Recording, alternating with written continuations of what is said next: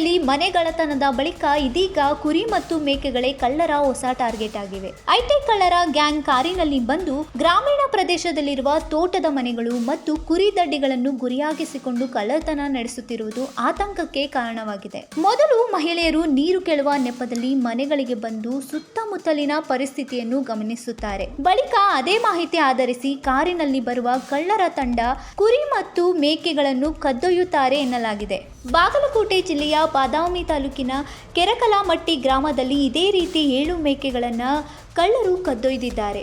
ಇದೇ ಮಾದರಿಯ ಕಳ್ಳತನ ಬೆಳಗಾವಿ ಜಿಲ್ಲೆಯ ಘಟಪ್ರಭಾ ಪ್ರದೇಶದಲ್ಲೂ ನಡೆದಿದ್ದು, ಸ್ಥಳೀಯರ ಕೈಗೆ ಕಳ್ಳರ ಗ್ಯಾಂಗ್ ಸಿಕ್ಕಿಬಿದ್ದಿದೆ.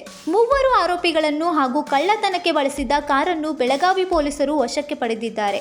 ಹಗಲಲ್ಲೇ ದಡ್ಡಿಗಳನ್ನು ಟಾರ್ಗೆಟ್ ಮಾಡುತ್ತಿರುವ ಈ ಖದೀಮರ ಗ್ಯಾಂಗ್ ಗ್ರಾಮೀಣ ಭಾಗದ ಜನರಲ್ಲಿ ಆತಂಕ ಹೆಚ್ಚಿಸಿದೆ.